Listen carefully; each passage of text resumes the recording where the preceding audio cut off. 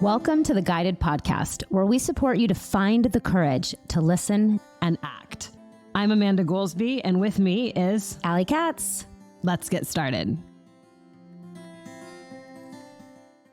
Hi, everyone. Welcome back. This is Allie Katz, and I am here with Amanda Goolsby, who's about to get into the bathtub. Oh, I've never, this podcast. Can't say that I've ever recorded a podcast in the bathtub, but that is what's happening today.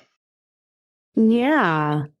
We actually both just got back from a walking meditation, a walk for the world with Joe Dispenza, where he invited his community and people who maybe haven't ever done his work before to all gather at the exact same time, no matter where they are, and do an hour-long walking meditation guided by him. Kind of like a silent disco, but for walking meditation, if you've ever done a silent disco before. And the theme of that meditation, really, the theme of so much of Dr. Joe's work, if you're not familiar with it, is to really be the change, to really show up, change yourself, and watch the world change around you. Heal yourself and watch the world heal around you. And so I wanted to have this podcast episode today where we could really actually explore what does that mean? What does it mean to change yourself? What does it mean to heal yourself? Because I notice for my own self, especially with where I am emotionally right now, coming back from Iceland. Just got back from Iceland. And then after Iceland, I immediately flew down to Dallas to meet with a big insurance company about potentially partnering with them to bring insurance services to the holistic legal insurance, financial, and tax support that we support our lawyers to provide. And getting back here and just really in like deep grief around Jericho's death. And we got to have a beautiful memorial here on Monday night, right after I got back and before I went to Dallas, right after I got back from Iceland and before I went to Dallas, and got to have my whole community that had been impacted by Jericho gather and really honor him, and got to have his mom and sister and brother here with us. And then immediately I went off to Dallas, and then coming back and recognizing like this is the first weekend home where if he had not died and if he had met me in Iceland, we would have been spending this weekend together, most likely. And now we're not. I have a session with a medium in 40 minutes. And I feel like I'll of course come back and tell you all about it afterwards. I feel like mediums always say the same thing, like, oh, now they're on the other side and they have your back and they love you so much and you're not alone and they're in a better place. And now he's in peace and he's no longer at war. And I feel the truth of all of that. And I'm really curious if the medium can give me anything more specific than that, specifically around a few questions that I'm sitting with that I'm looking for guidance on. And I'll talk about that on our next episode. And really what I want to talk about today is this piece around being the change, because it's something that I feel that I have really wanted to live into and I have lived into. And I notice like a little part of my heart that feels hard, that feels a little jaded at this moment. And that's, by the way, what he was saying in the meditation is like, be the change, live into your heart, feel into your heart. And that's like so much work that I've done to connect my heart and my mind, because they were very disconnected for a long time. And I can notice the part in my body and in my heart that, it just feels, there's like a hard part, a hardness. And there's some hard things that are happening right now, right? Jericho's death and this litigation that I'm involved in, and now potentially some conflict with Jericho's former partner who, is really in a lot of her own grief. So, Amanda, you're really good at being the change. How do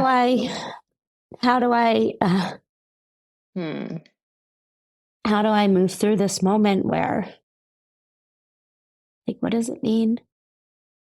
What is he saying? What do you think it means? Something that came through just minutes ago when you were talking is, when we say be the change, and then we look at something that we said in a couple episodes ago, which is why is there still war? Yeah. It's because there's still war within. Right. And so to be the change is to end the war within, to end the battle within, to notice moment by moment when that's what we're choosing, is to be at war with ourselves internally. But it's so challenging, right? Because sometimes I don't know what's right. He says, create the world that you want to see. And what happens when the world that I want to see is different than the world that somebody else wants to see? And I can accept multiple perspectives, and that no one's actually, not one of us is right? Mm-hmm. We, through our individual lenses, we're all right in a way. And I actually was reading a book last night, a memoir called Acceptance by this woman, Emmy. I don't know how to say her last name. Her first name is EMI. I need to get the author here. And I really, it was incredibly triggering. I think in a good way. Emmy Nietfeld, Nietfeld, a memoir. And it's the story of her extremely traumatizing life. Her childhood was, and I know both of us had very challenging childhoods, and hers was way worse. And as I was reading it, I could feel the parts of me maybe that I haven't, maybe that I haven't given enough attention to, or something, that all of the success that I've created and all of the businesses and all of that has been somehow keeping me safe, but not actually meeting these really young parts of myself that, I don't know, started to just come up to be heard as I was reading this book. And it had me think about so many of us, if I'm doing that, then many people are doing that. Most people are doing that, right? We're creating these structures. We're creating our work in the world. We're creating life from this place of these traumatized, wounded parts. Yeah. And most of us don't know we're doing that.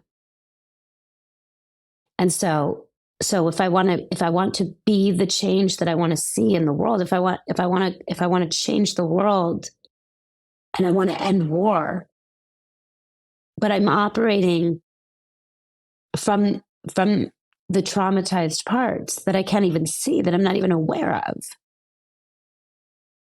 then I'm just perpetuating the same world, right?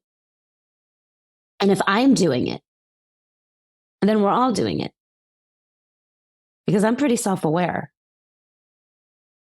I think, comparatively. And yet,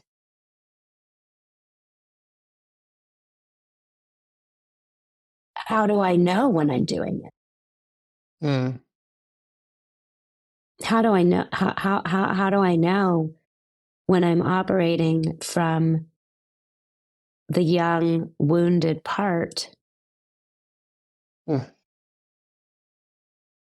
versus the healthy adult?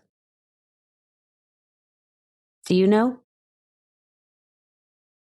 Well, what I do know to be true is that that's why I feel the importance of having mentors and wisdom keepers in our lives and around us who we not only are open to receiving reflection on our blind spots, but we actually ask for it. Like we actually say, is that with consistency, is there anything that you see that seems not in alignment, acting out of distortion, and that's the reason why I've chose to surround myself with a lot of older women that are between 15 and 35 years older than me, and keep those women around because I know that they've lived decades more life and have the ones that I've chosen have even more wisdom. And so I see the value of, okay, yeah, how do we know? I'm highly self-aware.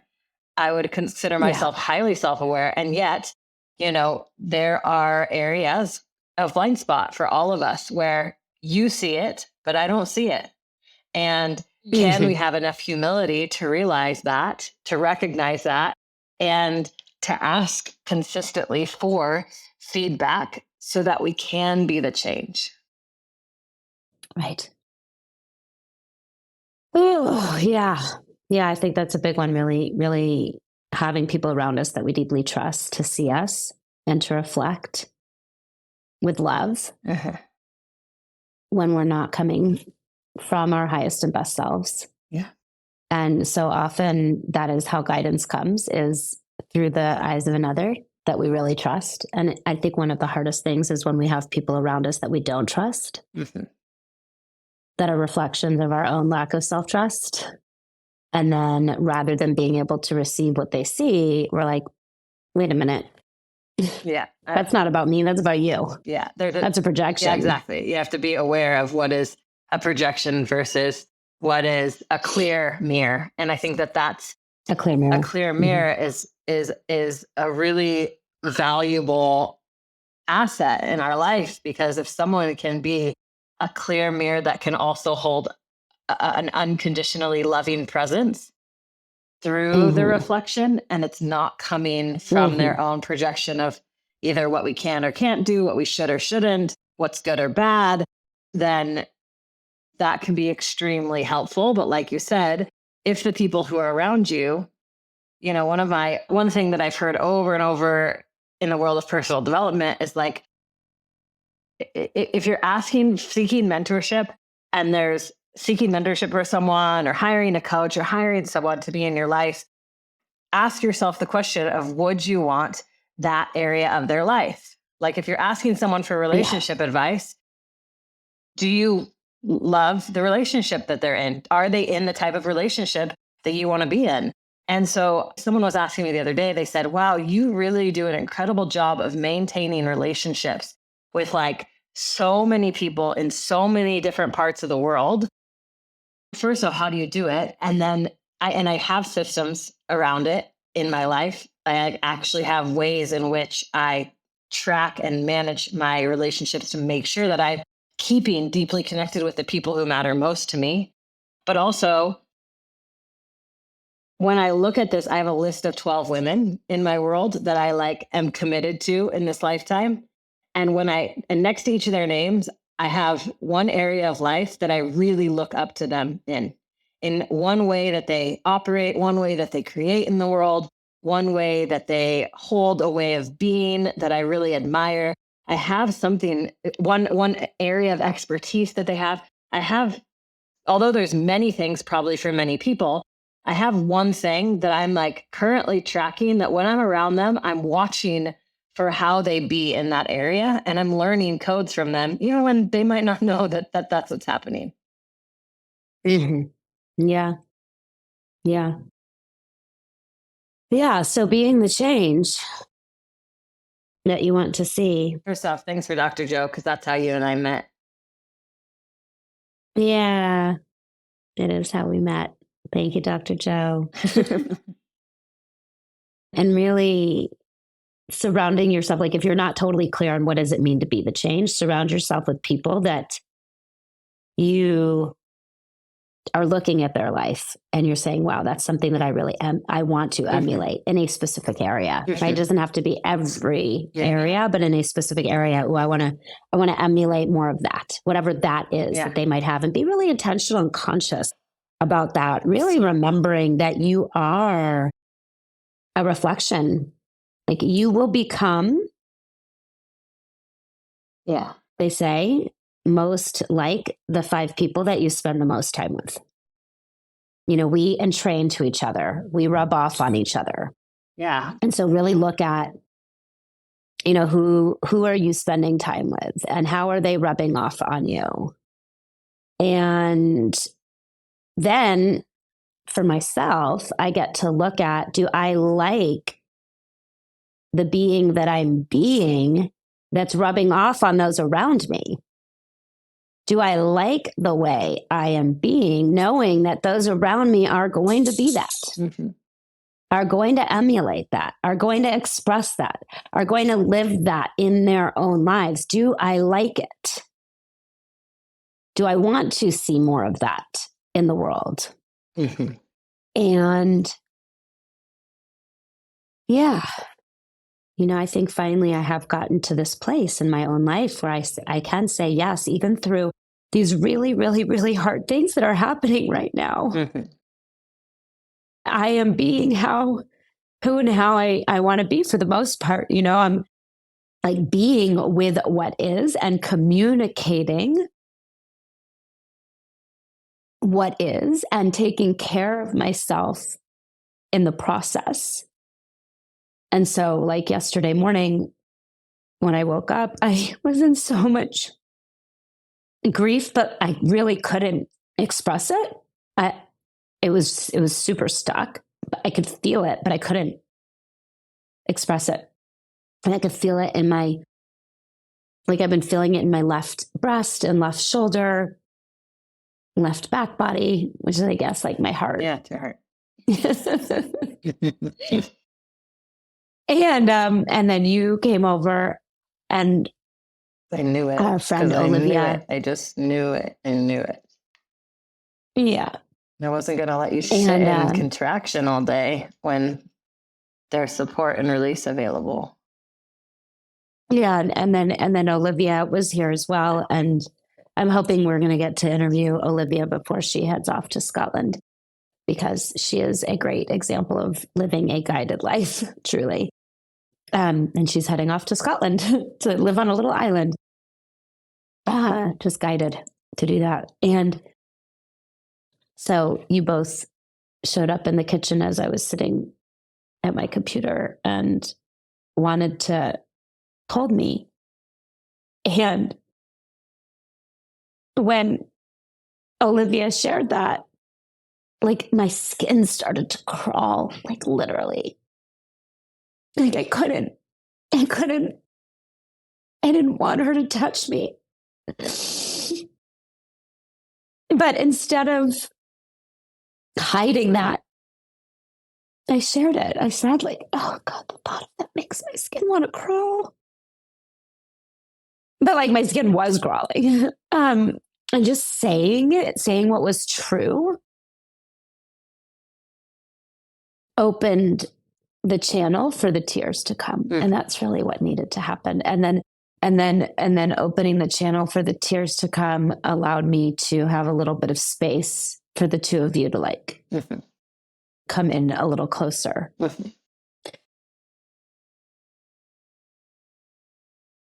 One thing that, and it began to, go ahead. One thing that Dr. Joe said in the meditation this morning, when he was talking about, being the change, is he said, he used certain words that I think are really important. One is kindness. Uh-huh. And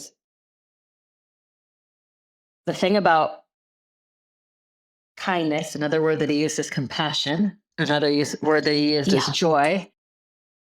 Yeah. But those words or ways of being can only emanate out as far from your being as you're willing to be that to yourself. And so, you know, you are only going to be as compassionate for someone else's grief as you can sit with and be in compassion as you are in with your own grief process. And the depth to which you're willing to go as you go through this grief portal will be a direct reflection of how much you're able to hold for anyone else in the future. Mm-hmm. Yeah. I'm learning so much about grief. Yeah. And being kind to myself and being gentle with myself. And, you know, I these are concepts, of course, that I've learned, the spiral path, right? And so I've become kind to myself. I would say that's probably actually the biggest shift that has occurred in my life overall. If I think of like what has made the biggest difference in my life, it has been learning to be kind to myself and no longer have this running commentary of how much I suck. Because that was, you know, really for my first, I don't know, 35 years, maybe? No. Yeah, probably 35 years of running commentary of how much I suck was the underlying communication from myself to myself. And so learning the you know, kindness to myself. And then this is like another turn of the wheel of like, how do I be kind to other, even when other is being mean to me? And I have learned that through my relationship with my ex-husband. He was very mean to me a lot. And how do I be kind to him even when he's being mean to me? And it transformed our relationship. But now it's like, okay, I actually get to take that one layer out. And I think that might be part of what's being called for. And maybe that's what I'm being guided to here with this litigation and with some of the people that have reached out to me after Jericho's death that were unhappy with me sharing my relationship with him because they felt somehow like it disrespected his former partner and the mother of his children. And I don't hold it that way at all. And so how do I have kindness and compassion and forgiveness for the way that they communicated with me, understanding where it came from and not becoming jaded and not becoming the meanness back? You know, how do I go through this litigation in alignment with my values where I'm standing for my work from a place of love for the work and not have it be about any anger towards her, but instead true compassion for what's causing her to make the choices she's making. Yeah. And I guess these are the very practical ways that I get to be the change that I want to see in the world, in my own life, recognizing that each experience that's coming my way is giving me the opportunity to look through that lens of, okay, what is wanting to be called for here? And it reminds me of a quote that resonated through my mind repeatedly when I was going through my divorce with my kid's dad almost 20 years ago now. Every conflict is our greatest opportunity to be more of who we really are. Mm-hmm. Every conflict is our greatest opportunity to be more of who we really are. And so I kept getting to be more of who I really am. And that's either a shitty, mean person, mm-hmm. which sometimes I was that. I didn't like it when I was that. I really didn't like it when I was that.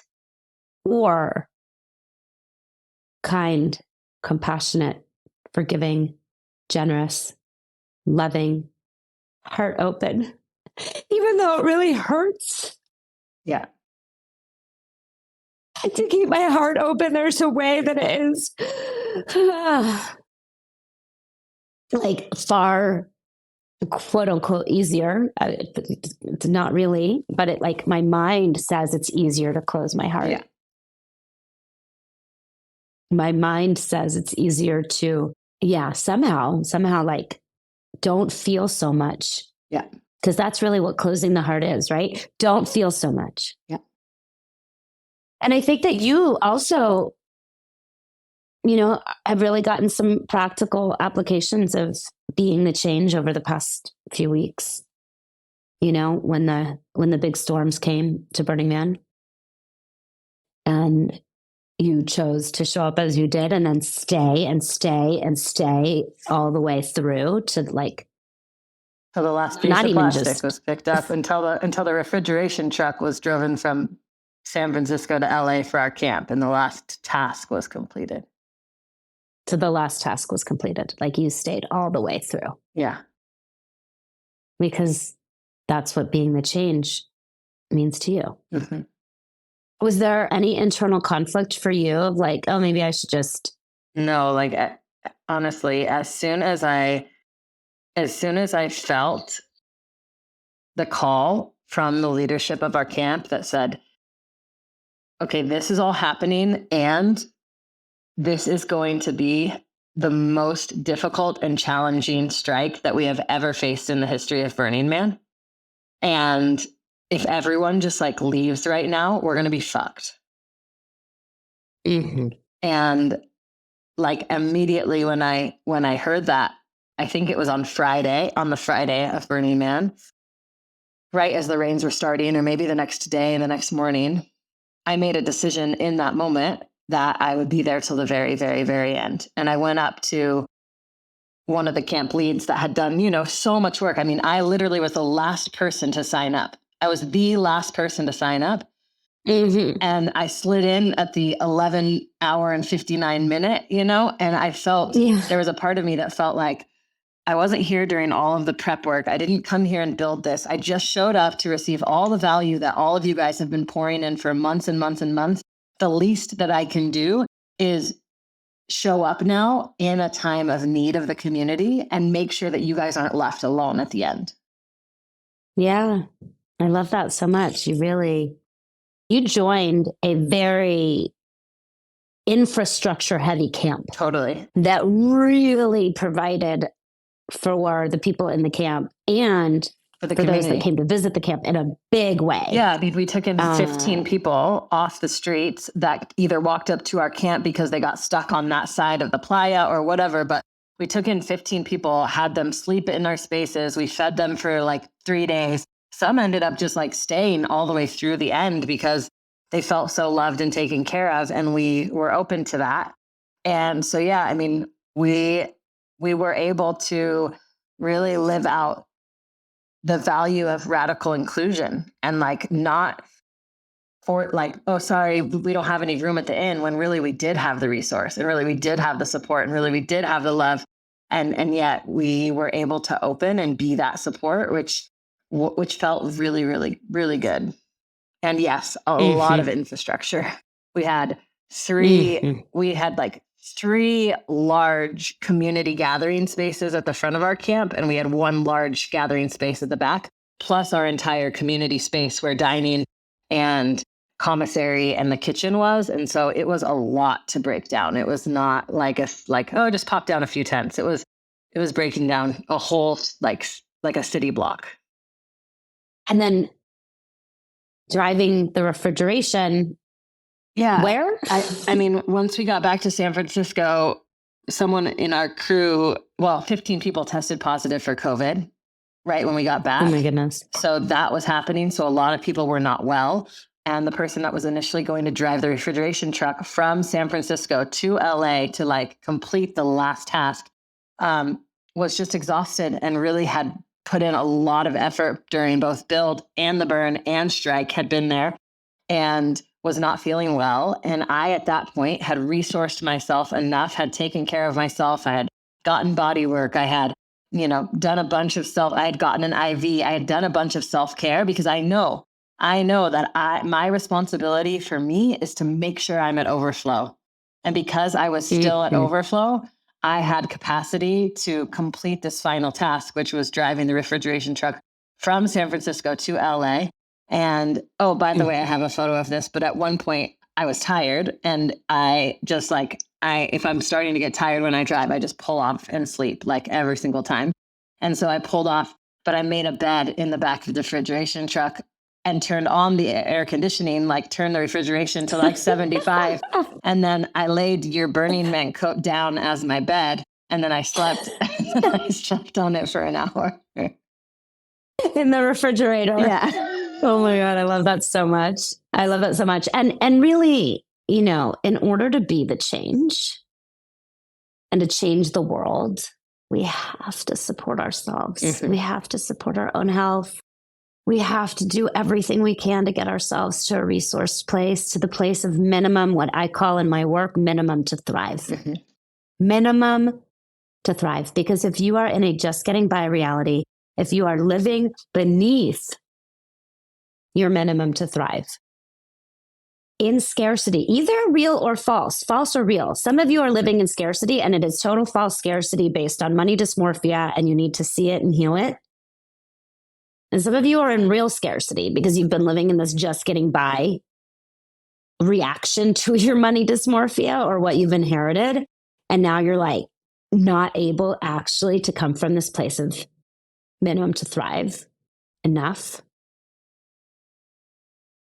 That's our primary responsibility first and foremost. And then from that place, we get to actually begin to give from the overflow, begin to show up for others from the overflow. And Amanda, you do such a good job of that.